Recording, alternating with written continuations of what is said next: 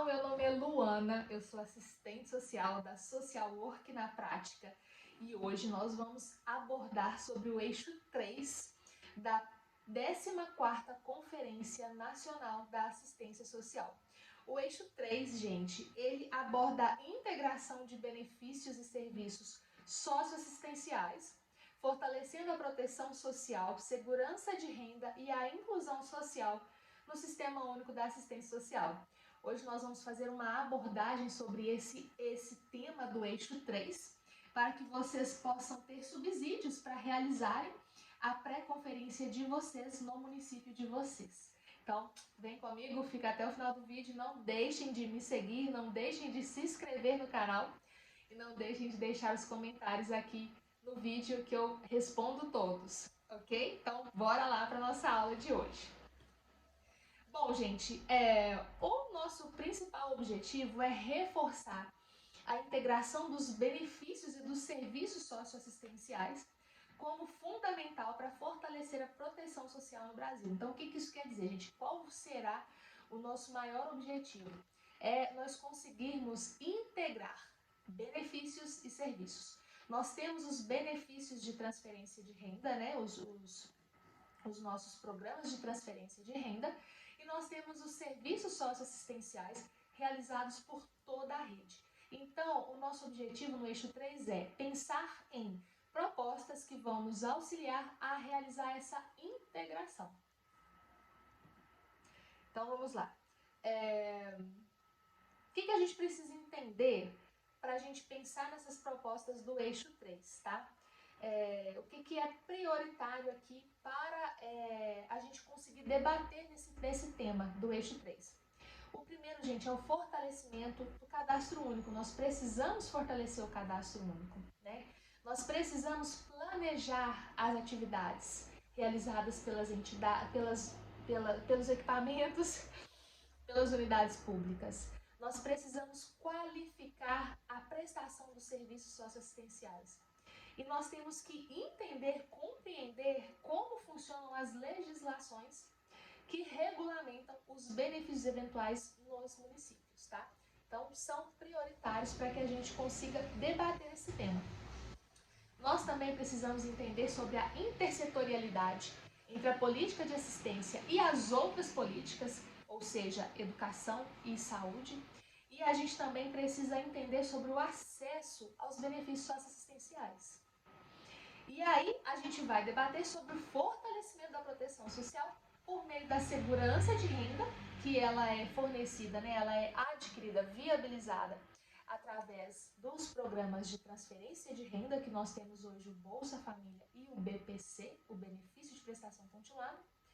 E os serviços, né? A gente precisa garantir as seguranças afiançadas ali do SUS e os serviços de qualidade. Então, nós precisamos debater sobre isso nesse tema. Então, vamos entender um pouco disso aí. Gente, para que a gente consiga que o SUS realize um trabalho realmente efetivo, um trabalho de qualidade, nós precisamos que a União, os estados, o Distrito Federal e os municípios trabalhem em conjunto, ou seja, cada um dentro da sua competência, que ele consiga, cada um ali fazendo o seu, que a gente consiga, de fato, realizar um trabalho de proteção social efetivo. Mas nós precisamos que cada esfera de governo faça o que é de sua competência, né? Então, é fundamental, gente, nós entendermos que cada um tem o seu papel e que cada um precisa realizar ali o que lhe cabe para que a gente consiga o quê? Diminuir, né, e até mesmo erradicar as desproteções sociais. E o que seriam as desproteções sociais? A fome, a violência, o desemprego, o não acesso a serviços, a violência, as desigualdades. Então, tudo isso que abarca todos esses problemas, essas expressões da questão social que abarcam ali o cotidiano, a vida do nosso usuário, são as desproteções sociais. E é contra elas que nós precisamos trabalhar sempre. E aí, gente, nós temos dois serviços hoje, né? Lá na socioassistenciais, nós temos o CRAS e nós temos o CREAS. O CRAS a gente sabe que é um serviço da proteção é um serviço preventivo, é um serviço proativo, é um serviço que vai prevenir ali o rompimento dos vínculos, que vai trabalhar com as famílias de forma que a gente consiga que elas tenham mais autonomia, que elas tenham viabilidade aos direitos, aos serviços. E o CREAS, ele vem trabalhando com a violação, ou seja, aquelas famílias que já sofreram alguma negligência ou alguma violação violação de direito. Então, nós temos o CRAS e o CREAS, que são os responsáveis, né, por desenvolver os serviços socioassistenciais da rede. Lembrando que o CRAS, ele é a porta de entrada da assistência. Então, eles vão concretizar essa responsabilidade do Estado em garantir esses direitos sociais para essas famílias, para esses usuários. E nós temos o programa Bolsa Família e o programa BPC, que são os programas de transferência de renda, né, que são respostas que vão garantir a segurança de renda, a segurança de sobrevivência. Então, quando a gente faz a união, né, desses dois, que são dos programas de transferência de renda, ou seja, dos benefícios com os serviços, gente, o que a gente vai ter? A gente vai ter a oferta simultânea de serviços. Então, eles vão assegurar de forma integral a promoção, a proteção dos direitos e seguranças que lhe cabem afiançar. Então, esse é o nosso objetivo aqui, na discussão desse tema. Pensar em propostas, pensar em estratégias para a gente conseguir realizar isso. A gente vai pegar os serviços, a gente vai pegar os benefícios e a gente vai trabalhar de forma integral. E aí, gente, alguns dados importantes que eu trouxe, vocês têm acesso a essa apresentação, tá? Vou deixar aqui embaixo também para vocês essa apresentação, para quem não conseguiu acessar lá no meu Instagram da Social Work na Prática. Vou deixar o link aqui para vocês conseguirem baixar essa apresentação, tá bom?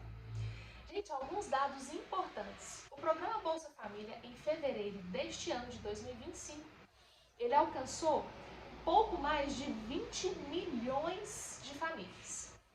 O benefício de prestação continuada, em fevereiro de 2025, alcançou pouco mais de 6 milhões de beneficiários, sendo 3,5 milhões idosos e 2,7 milhões deficientes. Então, gente, essa é uma resposta importantíssima, porque isso mostra que os SUAS, através dos seus programas de transferência de renda, estão garantindo a segurança de renda para essas famílias que estão em situação de pobreza. Então, isso é um dado muito importante, né? Porém, também é um dado, e aí o que acontece? Nós garantimos a segurança de renda, nós viabilizamos os programas de transferência de renda, mas e as outras vulnerabilidades? E os outros riscos sociais que extrapolam essa dimensão da renda? Porque as famílias, elas também passam por outras situações de vulnerabilidade que não são apenas a questão da renda, né? Então, gente, o que acontece? É somente por meio da oferta simultânea dos serviços e dos benefícios da assistência que a gente vai conseguir assegurar de forma integral, né, essa promoção e essa proteção dos direitos e as seguranças que cabem aos SUAS ofertar aos usuários. Quando a gente consegue juntar, né, fazer essa junção entre os benefícios e entre os serviços, o que acontece, gente? Nós temos capacidade de prevenção, nós temos autonomia, nós temos protagonismo, nós temos emancipação e nós temos proteção social. Então, é isso que nós precisamos buscar, né? Nos serviços, a gente consegue trabalhar efetivamente os aspectos objetivos e subjetivos relacionados aos direitos de convivência familiar e comunitária. Por quê, gente? É através dos serviços que nós conseguimos desenvolver tudo isso. Quando a gente fala aqui, pegando um exemplo, né, quando a gente fala na questão da autonomia, do protagonismo, o ser humano, ele é um ser relacional, ou seja, ele se desenvolve a partir das suas relações dentro da comunidade, dentro da família, dentro do seu meio. Então, por isso é tão importante a gente pensar em trabalhar a convivência familiar e comunitária dessas famílias. Porque, gente, através disso, nós vamos conseguir desenvolver tudo isso neles. E e a gente vai conseguir fazer com que eles sejam mais protagonistas ali dentro do território que eles estão inseridos, dentro do território que eles residem, e porque apenas a concessão do benefício de transferência de renda, ele é insuficiente para isso. Vamos pegar aí um exemplo, uma pessoa que recebe o BPC. Ok, a gente conseguiu a segurança de renda para esse usuário, ele está acessando o BPC. Mas, e ele está sendo incluído, ele está participando de atividades dentro do território, ele está indo para a escola, ele está recebendo os atendimentos especializados que ele precisa, que ele necessita? Vamos pensar aí, por exemplo, no caso de uma criança com TEA, com autismo, ela está acessando aos serviços de saúde? Né? Então, para além do benefício de transferência de renda, nós temos muitas outras vulnerabilidades que nós precisamos pensar e nós precisamos viabilizar através dos serviços, através do nosso atendimento lá no CRAS, do nosso atendimento no CREAS, através dos atendimentos dentro da rede socioassistencial e também dentro das outras políticas, né? Levando em consideração a intersetorialidade também. Então, gente, essa integração ela é essencial para garantir que os usuários do SUAS recebam resposta integral às suas necessidades. Porque quando a gente proporciona o benefício, a transferência de renda, nós estamos sanando apenas uma situação, uma vulnerabilidade, que é a vulnerabilidade de renda, mas nós precisamos sanar as outras, né? Por isso é tão importante a gente ofertar serviços e benefícios de uma forma conjunta para a gente conseguir, de fato, essa integração dos serviços com os benefícios. E aí, o que a gente vai conseguir viabilizar? Um atendimento humano, um atendimento integrado, um atendimento completo para esse usuário e para essa família. E aí, gente, essa integração, ela precisa ser pensada de forma a possibilitar a articulação dos diferentes tipos de atendimento, acompanhamento e encaminhamento com as outras políticas. Então, a gente precisa pensar na intersetorialidade. Porque a assistência trabalha sozinha? Não. A educação trabalha sozinha? Não. A saúde trabalha sozinha? Também não. Então, nós precisamos pensar na intersetorialidade. Em quais acompanhamentos nós vamos realizar dentro dos nossos equipamentos, CRAS, CREAS? Quais encaminhamentos nós faremos para a saúde? Né? Quais encaminhamentos nós faremos para a educação? Quais os outros serviços esse usuário, essa família necessita para que ela consiga ter esse atendimento integral, esse atendimento completo. Então, a gente precisa planejar isso, né? Então, a política, gente, de assistência, ela não pode se restringir à intervenção e projetos pontuais e ações sociais. Então, é isso que eu estou dizendo. A gente não pode pensar unicamente, essa família precisa de uma renda. Pronto, agora os problemas estão sanados. Não, isso é pensar de forma fragmentada. Né? Pensar de forma ampliada é a gente entender que, além da renda, existem outras vulnerabilidades, existem outras questões ali que nós precisamos trabalhar com essas famílias. E aí, gente, nós temos aí um desafio, né? Que é a construção de uma concepção de vínculos. Por quê?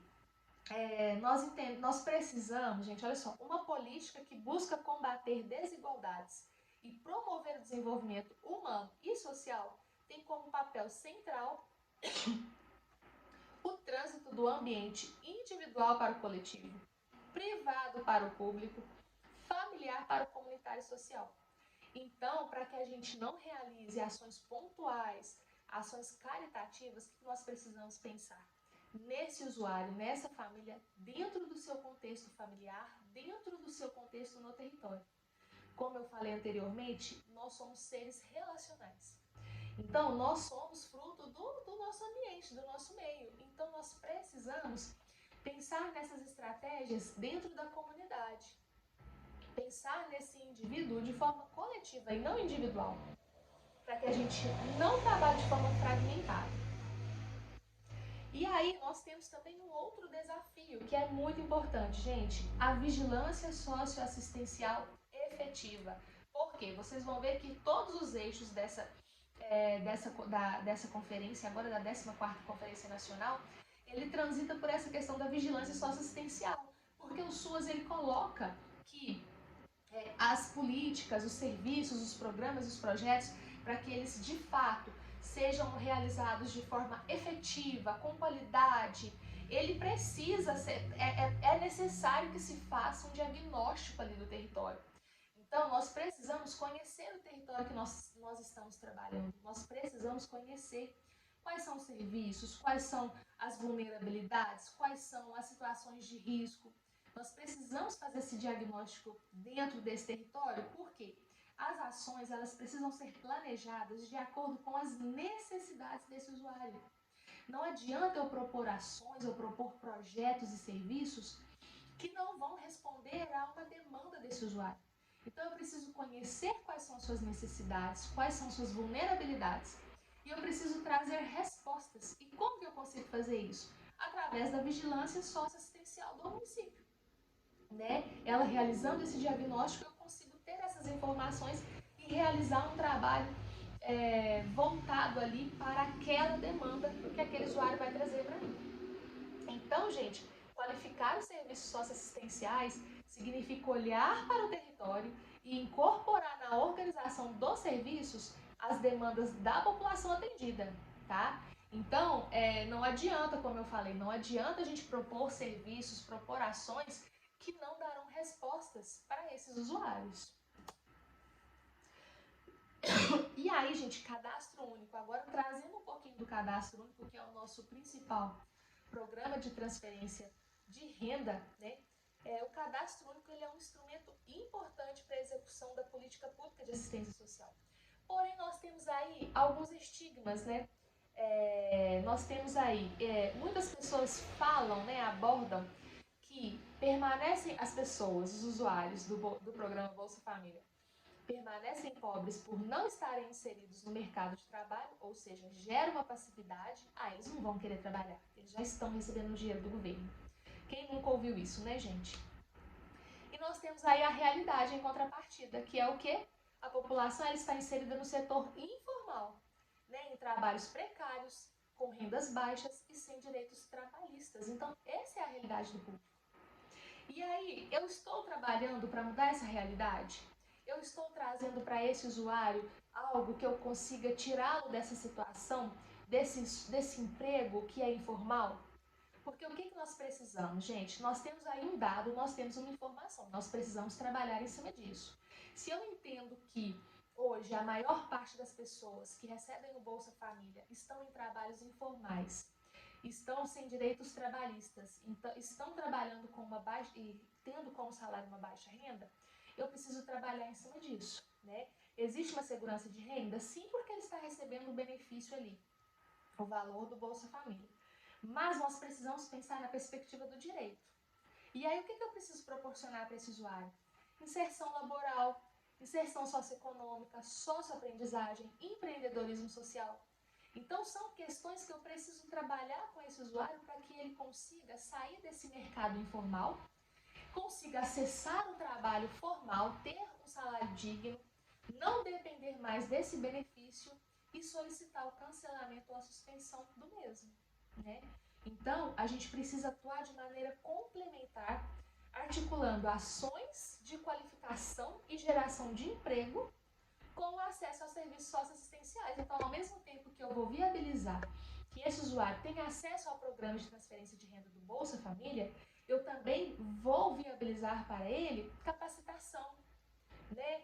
Conhecimento, empreendedorismo. Eu vou tentar reinseri-lo no mercado de trabalho formal para que ele não precise mais depender desse benefício.